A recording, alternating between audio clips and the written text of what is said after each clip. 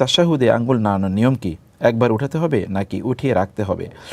তাশাহুদে আমাদের আঙ্গুল নাড়ানোর নিয়ম সম্পর্কে ইবনে বাজ রাহিমাহুল্লাহ তিনি দুটো কথা বলেছেন। এক নম্বর হচ্ছে রাসূলুল্লাহ সাল্লাল্লাহু আলাইহি ওয়াসাল্লাম কানা ইউশিরু বিস-সাব্বাবাতি মিন আউয়ালি সলাতি মিন আউয়ালি তাশাহুদি ইলা আখিরিহি।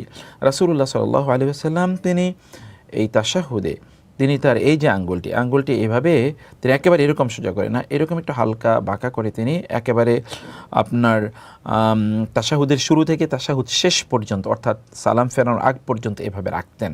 এটি রাসূলুল্লাহ সাল্লাল্লাহু আলাইহি ওয়াসাল্লাম করেছেন। অতএব এটি একটি বিধান। এবং ২ নম্বর বিধান হচ্ছে রাসূলুল্লাহ সাল্লাল্লাহু আলাইহি ওয়াসাল্লাম তিনি মাঝে মাঝেই আঙ্গুলটি নাড়াতেন। এটিও হাদিস দ্বারা প্রমাণিত এবং এটির ব্যাপারে কেউ কেউ বলেছেন এই যে এই নাড়ানোটা কখন তিনি নাড়াবেন, একেবারে এরকম জোরে জোরে এরকম না, হালকা করে মৃদু মন্দভাবে তিনি নাড়াবেন, সফটলি তিনি নাড়াবেন।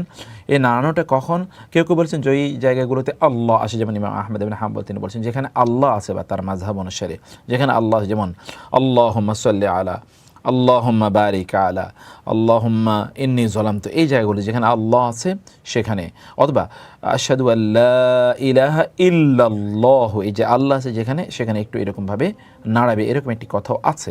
আর ৩ নম্বর যেটি তা হলো যে যেখানে আমরা দোয়া করি দোয়ার জায়গাগুলোতে এটি আমরা করব। যেমন আমরা বলছি আল্লাহুম্মা সল্লি আলা, এই যে সল্লি আলা আমরা পড়ছি, আল্লাহুম্মা বারিক আলা আমরা বলছি, আল্লাহুম্মা ইন্নী যালামতু নাফসি যুলমান কাসীরা ফাগফিরলি আমরা বলছি, মাগফিরাতাম মিন ইনদিকা ওয়ারহামনি। এরপরে আমরা বলছি আল্লাহুম্মা ইন্নী আউযু বিকা মিন আযাবিল কবর। এই যে আমরা দোয়া যে জায়গাগুলোতে করছি এই জায়গাগুলোতে আঙ্গুলটি এরকম নাড়ানো যাবে।